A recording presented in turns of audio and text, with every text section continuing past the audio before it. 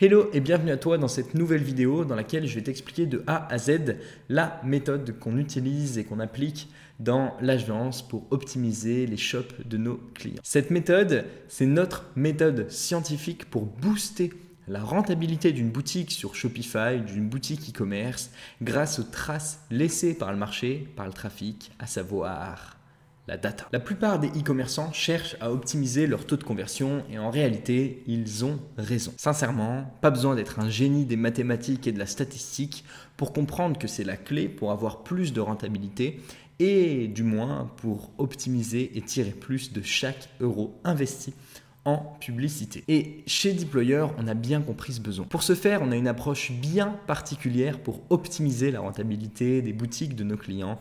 Cette approche, c'est l'approche The Deployer. Évidemment, cette méthode, tu peux l'appliquer toi-même sur ta propre boutique. Alors c'est parti, je vais t'expliquer comment on procède. Pour commencer, on connecte ce qu'on appelle les trackers. Évidemment, s'il y en a déjà qui sont connectés, on va aller voir ceux qui ne le sont pas. Les trackers sont des outils de tracking qui vont te permettre de récolter diverses données sur tes utilisateurs et sur ton site de manière générale. Il en existe tout un tas, mais les plus connus, c'est Analytics, c'est Hotjar. Évidemment, on a des outils d'analyse de données sur Shopify, mais le but, c'est d'avoir le plus de données possible pour tirer nos propres conclusions par la suite et évidemment émettre des hypothèses un petit peu plus poussées, on en parlera juste après. En général, ces outils sont plus ou moins bien intégrés avec Shopify, mais comme tu as déjà dû le faire, la plupart du temps, on est obligé de rentrer dans le code pour installer nos outils de tracking, nos pixels, etc.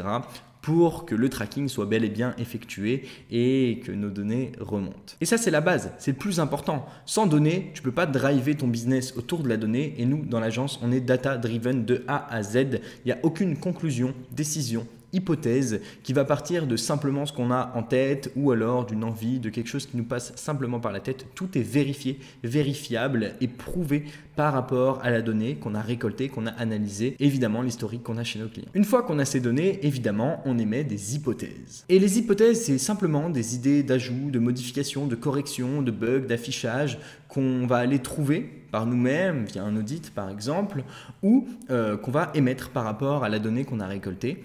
Et à partir de ça, évidemment, ça nous donnera des idées de choses qu'on va pouvoir implémenter directement sur le site de nos clients. Et ces hypothèses, comme je t'ai dit, correction, modification, création, elles peuvent être liées à tout et n'importe quoi. Ça peut être un problème sur un vieux navigateur qu'on a ignoré pendant toutes les années de production du site. Ça peut être du design, ça peut être de la fonctionnalité pure, ça peut être des choses qui vont nous permettre d'augmenter le panier moyen, tout comme les conversions, parce que évidemment on parlait de conversion au début, mais la rentabilité, ça englobe plein d'autres choses comme le taux de rétention, etc. Et tout ça, on doit l'identifier.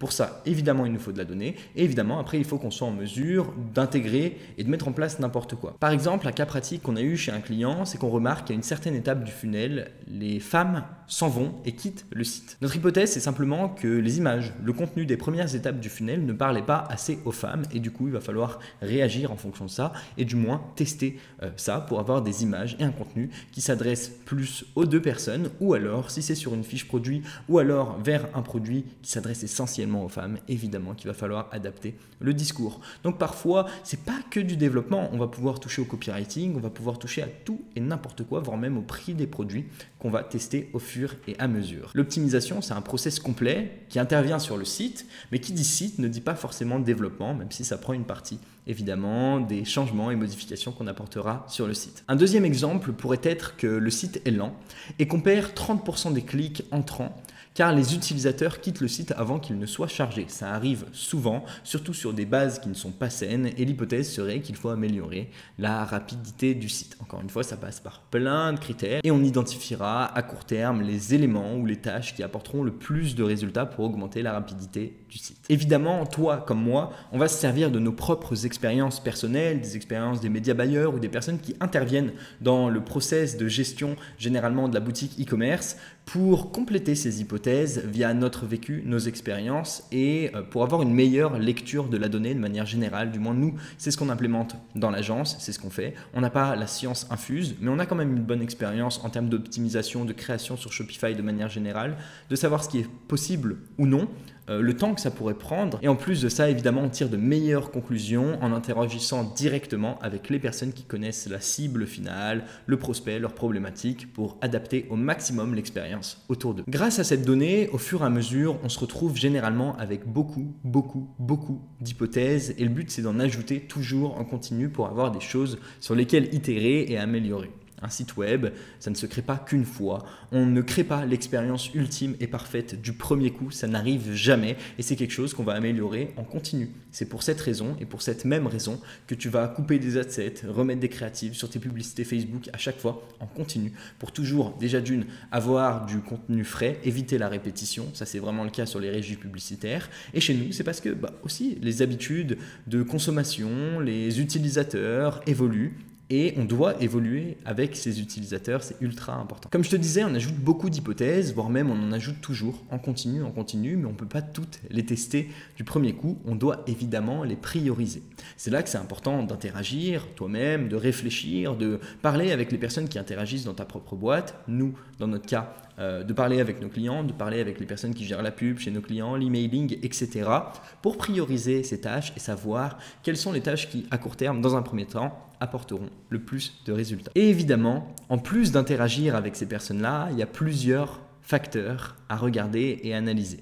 Le premier, c'est le concept du goulot d'étranglement. C'est-à-dire qu'on va prioriser les modifications qui sont les plus hautes dans l'entonnoir de conversion, parce qu'à court terme, c'est celles qui apporteront évidemment le plus de résultats pour arriver à la fin à la conversion. Puis ensuite, on va réfléchir en termes d'impact. En effet, gagner 0,01 seconde de chargement ne va pas être aussi impactant que de changer les images produits, ajouter un upsell, un bump order, un bundle ou de modifier et d'itérer sur le pricing. Puis finalement, on essaye de regrouper un maximum les interventions qu'on va faire pour gagner en efficacité. Et la dernière étape, une fois que tu sais exactement ce que tu vas modifier, que tu l'as priorisé, eh bien évidemment, il faut l'intégrer et le tester. Plus tard, on l'analysera, on prendra une décision, une conclusion en fonction de tout ça, basée sur la donnée et ce qu'on a reçu.